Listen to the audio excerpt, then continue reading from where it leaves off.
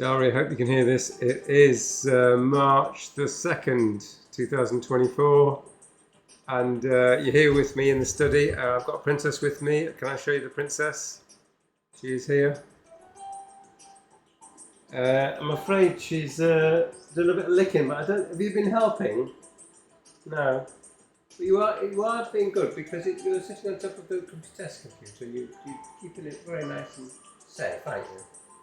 Okay, so we're here. This is I'm going to try and make this not kind of like a moany ranty thing, but it's a sad occasion on multiple. No. It's a sad occasion on multiple levels. I'm actually here reformatting disk D04 in my catalogue. Now, disk D04 is a disk I've owned since about 1984. So that'll make it, what, 40 years old. Still working. It's just down here. It's an MFM disk. It's an IBM 40 megabyte disk. Now, I've had this since approximately 1984, and it had been my tried and trusted companion whilst I was doing electrical and mechanical engineering at college. So originally when I had my Cromemco system, it was running on floppies, but after some extra while, I managed to save up for the hard disk controller, the STDC disk controller, and I connected it to one or more IBM hard drives. Now, I bought these drives. There's a story about many things. First, it's a story about the fact that I'm having to play this kind of rather innocuous music. I found a royalty-free musical station, 24/7 London radio, and I can't play any of the music, otherwise it'd be copyrighted. In eBay will just, take me to the cleaners. So meanwhile, back to the plot, which is that the STDC disk controller was expensive in itself, but connecting the hard drives to it, well, the hard drives were just unimaginably expensive. So I think each drive, eventually I had two 44 megabyte drives, and each drive cost over £500, I believe, from memory. I mean, the controller was some horrendous cost as well. I think the controller was about £400 or £500 just for the controller card. So this was a lot of money in 1984. Anyway, we're here with disk D04. It's been sold on eBay to Katarina from Germany, and it's still got all my my coursework, my electrical engineering circuit simulators, all that sort of thing. We can see that if we do a disk info. We're doing a disk info STD31. Now I've got a test rack set up such that the test system is here, and out of the test system I've got some cables, and I'm powering the D04 drive, and you can see that this is a 733 cylinder drive. It's got 7 heads. Well, it's really got 8. I think 7 working data heads, and the 8th is a tracking head. So you can't use that 8th surface. It's got 4 platters, which I think translates into 7 heads. Oh, I've got this head torch on. I must take that off. So the head torch is because I can't see what I'm doing, and I'm looking into the computer to try and set it up. Now the test computer, the CS250, and there's another video for that, has been set up, but really to test cards inside the machine. I've been trying to get it to test the hard drive outside the machine. No matter what I've done, I've tried to connect the cables out of the MFM emulator into the disk drive, but for some reason I've not got the cables right.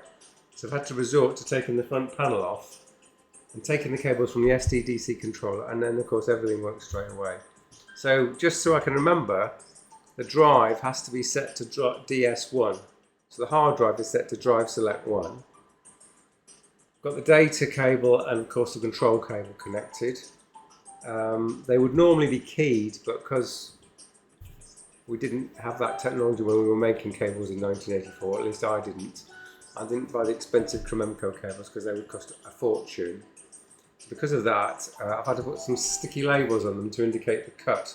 Because the cables are reversible, if you put them on the wrong way around, all the grounds would be connecting to all the signals, so that would be kind of very bad. Anyway, we're here. We've got the drive. As you can see, these are all the partitions that I used, 40 years ago. I'm not gonna go into. I'm just gonna format the disk. So it's init hard. Running from floppy. By the way, I booted the whole of the operating system from floppy drive. It's a 68,020 system running from a single floppy drive, which is going some. So I'm going to give it STD31. Ooh, 31. I've got a cat in front of me on the keyboard. No. Baby, go here. Yeah, go here. Good girl. Good girl. Don't go on the computer. On the disk drive.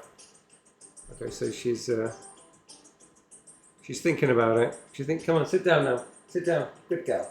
Good girl. Good girl. I'll be over soon and we'll get you some dinner.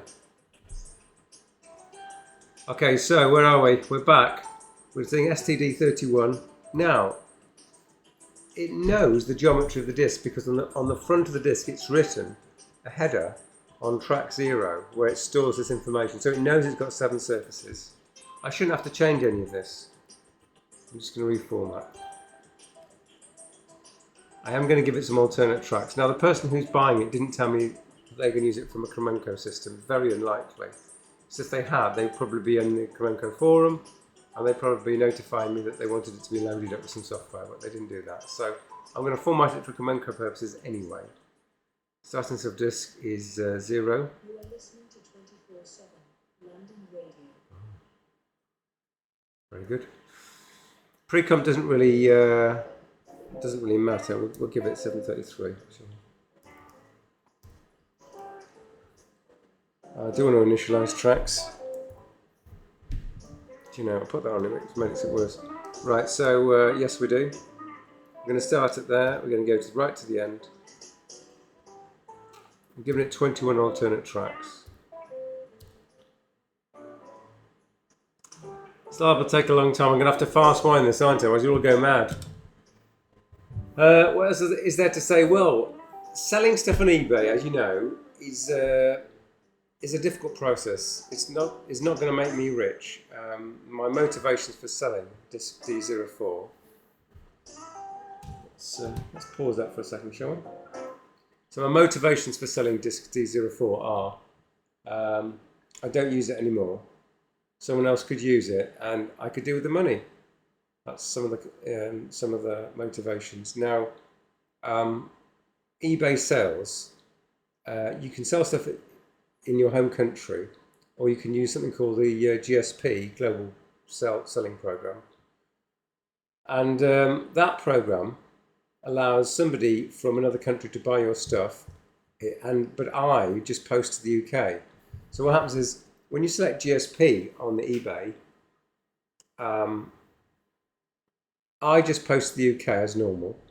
It arrives at an eBay destination, and they, I've learned that they don't actually package it, because I've had one that's been damaged, and the recipient sent me pictures of the package, so it was just my package. So they don't repackage it. They don't put it in another package, which would have been helpful. And what they do is that they charge you, the buyer, import duties and postal costs straight away. So I don't see the import duties or postal costs. It's difficult for me to see that, but they're normally enormous. So to quote absolute specifics, because I have been able to find out on this transaction, this disc sold for a tiny, in my opinion, £115. Again, that's a 40-year-old working IBM 44 megabyte drive, which I have owned since new. Kept it very carefully all of those years. And the postal costs to the UK were £8, and I'm paying actually £8.50, so I've lost 50p on the postage. They've charged the buyer, I think it was something like £20 for shipping, and they charged them £25 for import duties, because of course we're not in the European Community anymore. Had we been in the European Community, they would pay £0, but we're not in the EC anymore. So the buyers paid £45 to eBay, £8 to me for postage and £115. Now I don't get the £115. I get something like £115 less. Well, could be at least 10%. So I probably get about £100. So the total cost to the buyer is 115 plus, let's say, 50. 15, yeah, I think it was £170 almost they paid. So £170 drive, and I'm getting £100. And eBay is making a good deal, I think, on the shipping costs. And let's, I don't know what they, let's suppose they pay let's suppose the import duty is as is. Okay, so we're at cylinder 253. Now the Western Digital, as far as I understand it, had the ability to format a track and actually zero it as it was doing that.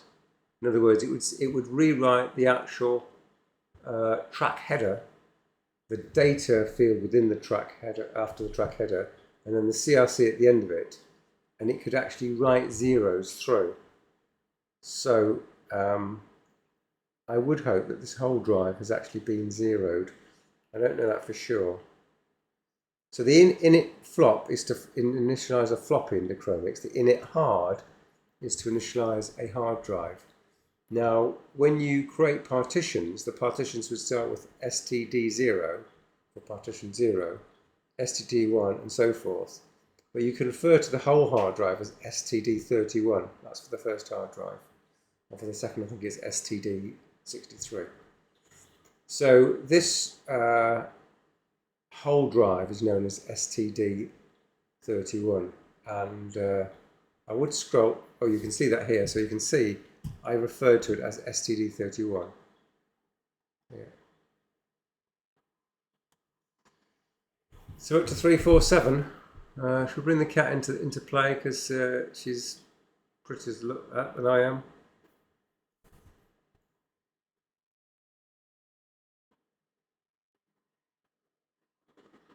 I think we're going to have to fast wind now.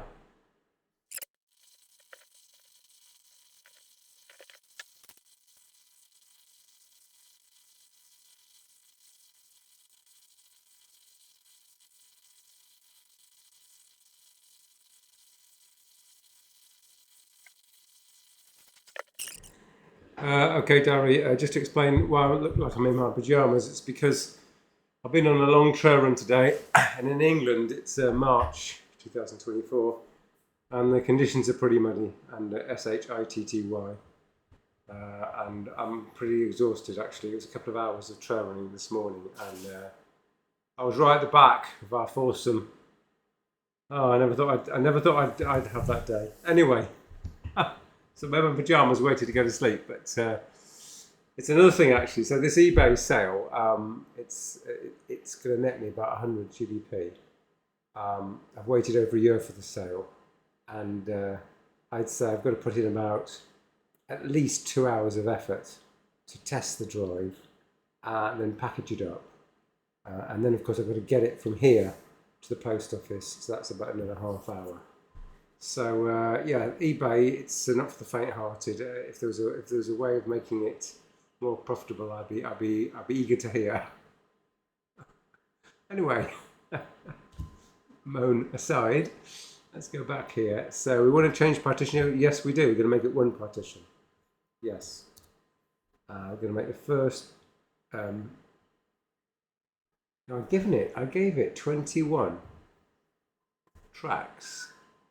No, I gave it 21 surfaces. Aha, different. I gave it 21 surfaces of alternate track table, which is 3 tracks, and that's why I can have a single partition, which is 733 minus 3, which is 730. Okay, so that's all sensible. Now we spotted that. Okay, so it is going to be 730. Alternate track. We say we start at. So it wants to put the alternate track table at 700. Remind me, why is that? So in my mind, I've got from 0 to 729, and I should have it at 729. Where I want to put it. It's just saying put it in the middle, but I want to put it at the end.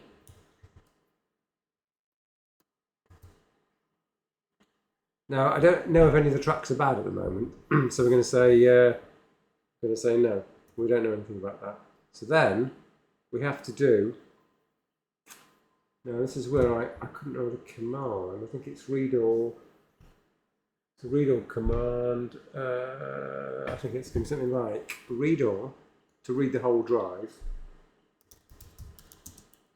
There's A STD31. Before we do that, let's do disk info of STD31. Now you'll see that the partition table has changed. You see there's a single partition of 51 meg. Now, because the way that Cromemco formats its drives, you get more space on it than you might imagine. So the official capacity of this drive is 44 meg, but we can squeeze 51 meg out of it. Anyway, so let's do read all minus A of STD31. Again, this is going to be one of those commands that's going to take a while, so there's a seriously large chance I'm going to fast forward. It's going like a rocket. It's going absolutely. So, the read all command will read every byte of every sector of the whole hard drive. If there are any errors, it's going to show them up. And there were errors, some minor errors on the surface, and I'm going to add those to the.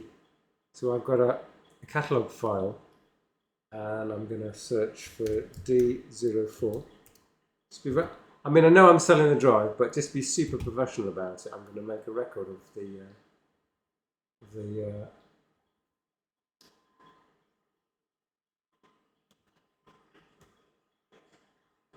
So let me show you here. This is the text file, which again this is available to Cromemco users, and we've got the actual old partition that I've just overwritten, and I'm gonna put the defects down here just to.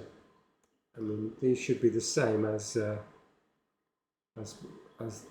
which Katharina will receive. She receives the disk.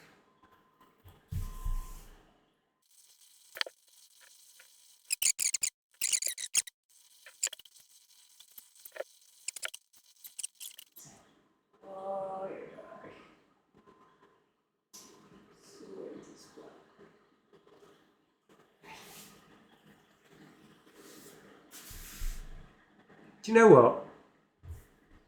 It's passed error-free. Unbelievable. Now, before, I thought D04 had a few errors in it. This has passed completely clean. So the lady who's bought this bought 2 drives, and the second drive was error-free. This drive, I thought had at least 1 or 2 defects, but no. Now there's a table that's printed onto the top of the drive, which is from the manufacturer IBM in the 1980s, and it will show the defect table according to it. But according to this, if you're using it on a Cromemco system, we found no errors whatsoever. Absolutely fantastic. That is just the best. Okay, well, I can't do better than that. I'm going to shut it down, package it up very carefully, and send it over to Germany. And I found out another thing, which is that with the eBay GSP program, you can't combine items. You have to send each item separately. So that is what we will do. All right, diary, thank you very much for listening and watching. And it's goodbye from me. And it's goodbye from my princess. Eh? Princess. Right.